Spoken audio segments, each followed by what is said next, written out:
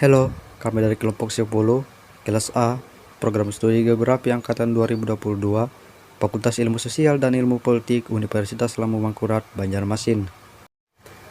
Pada video kali ini, kami akan menjelaskan secara singkat tentang gempa.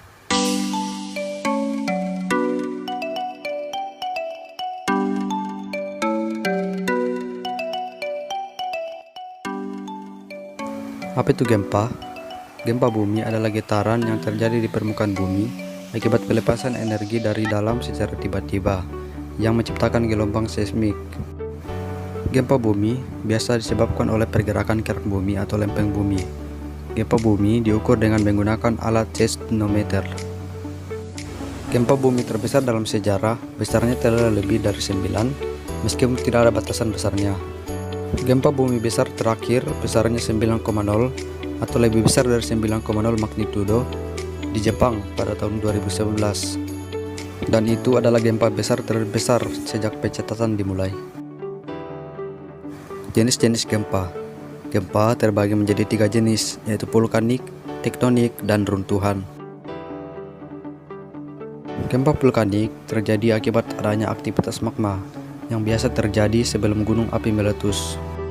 Apabila keaktifannya semakin tinggi, maka akan timbulnya ledakan yang juga akan menimbulkan terjadinya gempa bumi. Gempa bumi tersebut hanya terasa di sekitar gunung api tersebut. Gempa bumi tektonik disebabkan oleh adanya aktivitas tektonik, yaitu pergeseran lempeng-lempeng tektonik yang secara mendadak yang mempunyai kekuatan beragam. Gempa bumi ini banyak menimbulkan kerusakan atau bencana alam di bumi. Getaran gempa bumi yang kuat mampu menjalar ke seluruh bagian bumi. Gempa bumi tektonik disebabkan oleh pelepasan tenaga yang terjadi karena pergeseran lempengan plat tektonik, seperti layaknya gelang karet ditarik dan dilepaskan secara tiba-tiba. 3. Runtuhan. Bumi yang disebabkan oleh tanah longsor, gua-gua yang runtuh dan sejenisnya. Tipe gempa ini hanya berdampak kecil dan jangkauannya sempit. Gempa bumi ini biasanya terjadi pada daerah kapur ataupun pada daerah pertambangan. Gempa bumi ini jarang terjadi dan bersifat lokal. Penyebab terjadinya gempa. Kebanyakan gempa bumi disebabkan dari pelepasan energi yang dihasilkan oleh tekanan yang disebabkan oleh lempengan yang bergerak. Semakin lama tekanan itu kian membesar dan akhirnya mencapai pada keadaan di mana tekanan tersebut tidak dapat ditahan lagi oleh pinggiran lempengan. Pada saat itulah gempa bumi akan terjadi. 2. Efek dari gelombang body wave dan surface. Gelombang seismik merupakan rembatan energi yang disebabkan karena adanya gangguan di dalam kerak bumi. Misalnya adanya patahan atau adanya ledakan. Energi ini akan merambat ke seluruh bagian bumi dan dapat terekam oleh seismometer. Efek yang ditimbulkan oleh adanya gelombang seismik dari gangguan alami seperti pergerakan lempeng tektonik, bergeraknya patahan, aktivitas gunung api atau vulkanik, dan lain-lain adalah apa yang kita kenal sebagai fenomena gempa bumi. Gelombang badan atau body wave adalah gelombang yang merambat melalui bagian dalam bumi. Gelombang badan merupakan gelombang yang tiba sebelum gelombang permukaan yang dipancarkan oleh gempa bumi. Gelombang ini memiliki frekuensi yang lebih tinggi daripada gelombang permukaan.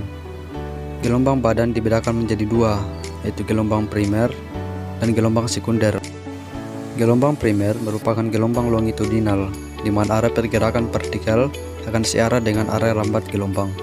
Sedangkan gelombang sekunder merupakan gelombang transversal, di mana arah pergerakan partikel akan tegak lurus dengan arah lambat gelombang.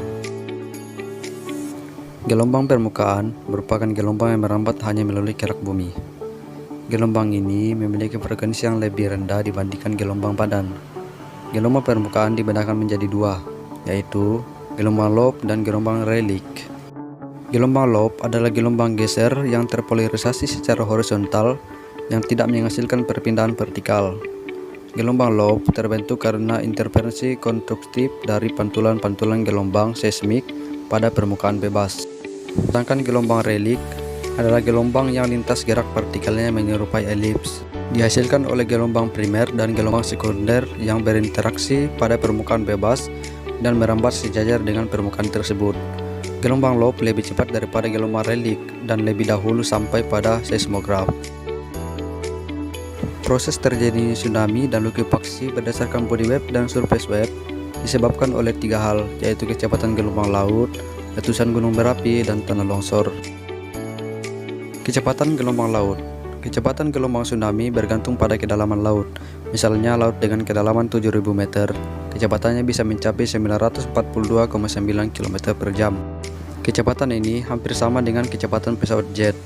Namun, tinggi gelombang saat di tengah laut biasanya tidak lebih dari 60 cm, sehingga kapal-kapal yang sedang berlayar di atasnya jarang merasakan adanya tsunami. Letusan gunung berapi. Proses terjadinya tsunami di Indonesia juga ada yang disebabkan oleh letusan gunung berapi. Salah satu contohnya adalah letusan Gunung Krakatau tahun 1883 yang membuat gelombang tsunami setinggi gedung 12 lantai yang terjadi di daerah Lampung dan Banten. Akibatnya, 5.000 kapal hancur, pulau kecil tenggelam, dan hampir 36.000 orang tewas.